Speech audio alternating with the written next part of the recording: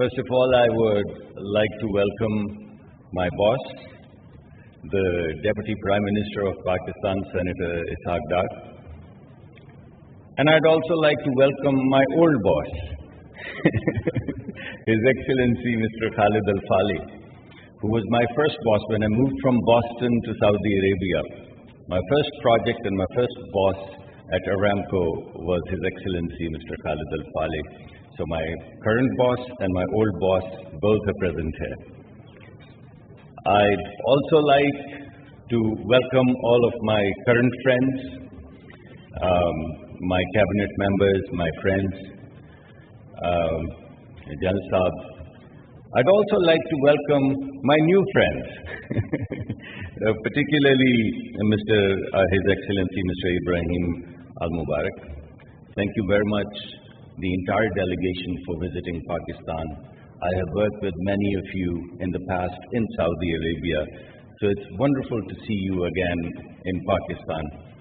When I used to go there, I used to feel that's my second home. Now that you are here, I'd like to welcome you to your second home. There is no doubt that we've had historical ties. Saudi Arabia is one country which has been Pakistan's ally forever. No matter how you cut it, you look at it economically, Saudi Arabia has been there. You look at strategically, Pakistan and Saudi Arabia have both held their hands. You look at it socially, our countries don't go as far back as our cultural ties. It spans over 1400 years. Nothing goes deeper. So, if Pakistan was to pick one ally, who would it be? One. It would be Saudi Arabia, the kingdom. And that's that. And that about says it all. We historically have had these ties in traditional areas. We've had formidable friendship. Now we will like to transition from formidable friendship to a journey of growth and development and become partners. We historically have been thinking about safety, and nothing is more precious to a Muslim and to Pakistanis than our two holy mosques. And every Pakistani, all 240 million of them, would shed their blood in us without thinking, without blinking, for the safety of the two holy mosques.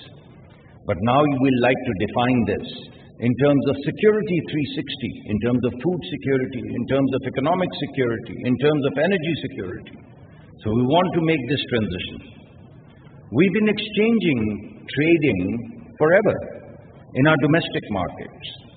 But there's a big revolution brewing outside globally, and we'd like to plug jointly into now these global value chains. And so far, we've been producing a lot of commodities, and Saudi Arabia has a lot of exposure to the oil economy. But out there is an industrial 4.0 revolution going on, for which both countries are ready. And we'd like to join our hands and move from where we are to this new destination. And ladies and gentlemen, what all I have said, it ties in very neatly with the grand vision of His Royal Highness, the Crown Prince. Seamlessly ties into it. If you look at the kingdom's vision, what do you see? You see growth. And when you look at Pakistani economic vision, what do you see? You see exports. So growth in Saudi Arabia, exports from Pakistan, they tie together. That's our journey. What else do you see? You see resource-intensive clusters and energy-intensive clusters in Saudi Arabia. And what do you see in Pakistan? Employment-intensive cultures.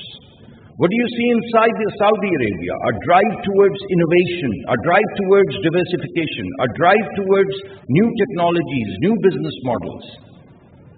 And what do you see in Pakistan? A big thrust towards productivity. Everything that we are doing in Pakistan is about productivity. So when you put these things together, you see a natural synergy.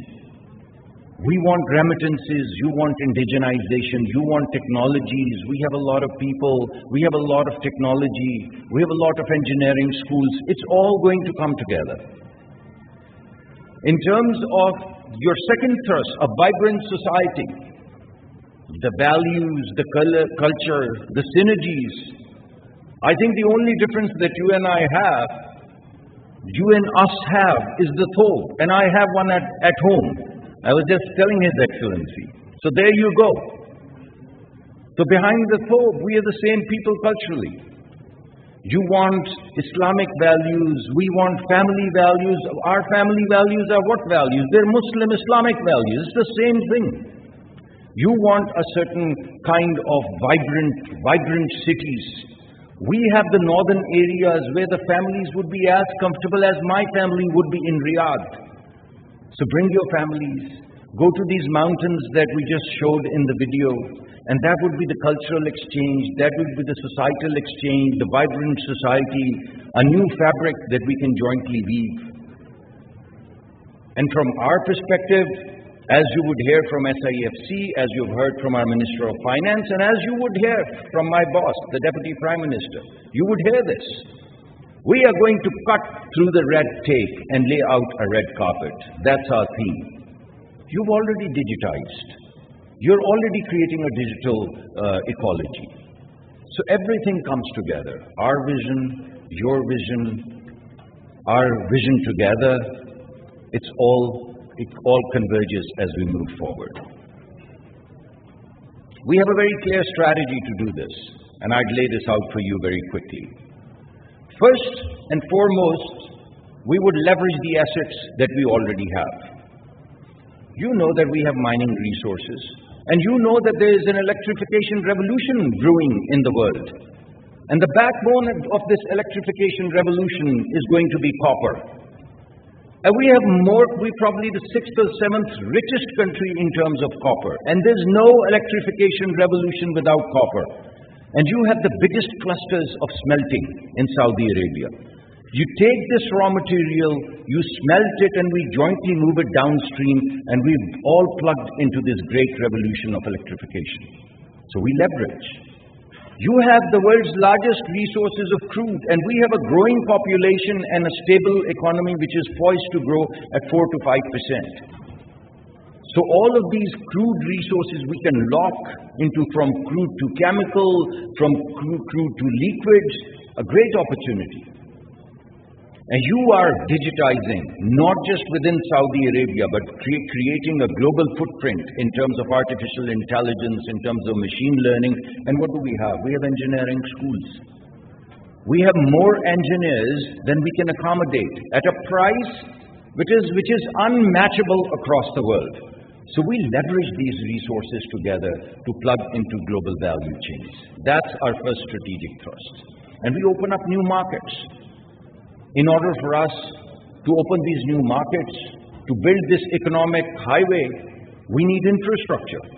We need road infrastructure, we need rail infrastructure, we need port infrastructure. And what is the expertise that Saudi truly, if you look at, I always tell people, you go to Saudi Arabia, the kingdom, and you would see a revolution of capital investments the world has never seen. If you look at the transition of the kingdom over the past 20, 25, 30, 35 years, the history of mankind has never seen any revolution of infrastructure like the kingdom has put together over the past few decades. So with that kind of expertise in infrastructure and this kind of need of infrastructure, you put this together and you get all the answers. So we have the infrastructure both to unleash our mining resources, but also to tap into new Central Asian markets. A whole new economy which is sitting out there. And finally, as I mentioned, we've already moved towards security, and you would see through the day, through the course of the day, you would see food security, you would see health security, you would see pharmaceutical investments, you would see joint programs, physician exchanges, educational exchanges. So you're going to see all of that, what I call 360 security. And we've already spoken about the culture. These are the 13 strategic sectors that Vision 2030 has highlighted. And right now, all of the programs that we are putting together, they would seamlessly plug into the sectors that you've already highlighted. We want to build synergy. So you would see today that we've already highlighted 7 to 8 sectors, and we have 35 value propositions in these sectors that you've highlighted. So we're putting in front of you things and directions in which you already want to go. Nothing new. And these are exactly the sectors, whether it be healthcare and pharmaceuticals, whether it be financial services and the role that we can play in terms of back-end, whether it be consumer goods and retail. Right now, when you look at NEOM's treaty or when you look at other grand projects, what do they need? They need construction material. And when you walk into the northern areas of Pakistan and you see mountains, what do you think these mountains are? These are construction materials.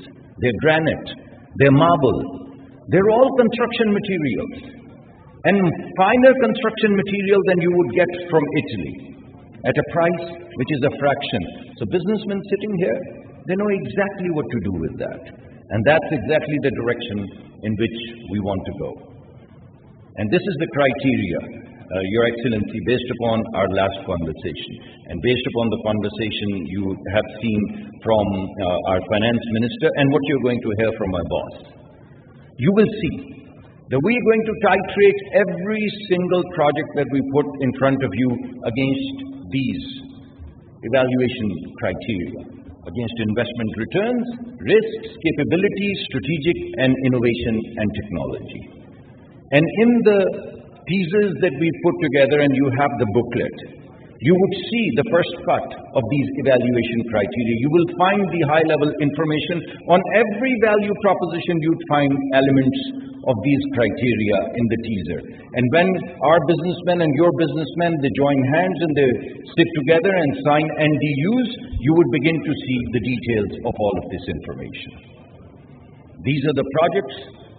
You have the teasers. I'm not going to spend a lot of time on them. But all of these areas are the areas that you've already highlighted in Vision 2030. Our success, your success, jointly together would bring about a revolution. And I'm confident that we'd be able to participate in it and make a success of it. And in order to make a success of it, as our Chief of the Army Staff yesterday also mentioned, we've put together SIFC. When we say from red tape to red carpet, what we mean is SIFC. What used to happen in a year now happens in a month. Very soon, it will happen in a week. We put together a strategy which is going to de-risk you. And right now, we've hired the best-in-class people to take these ideas, to take these teasers, and make them very detailed value propositions through the process of due diligence and business plans. I'm sure we'll succeed, but only if you hold our hands. Thank you very much for your attention.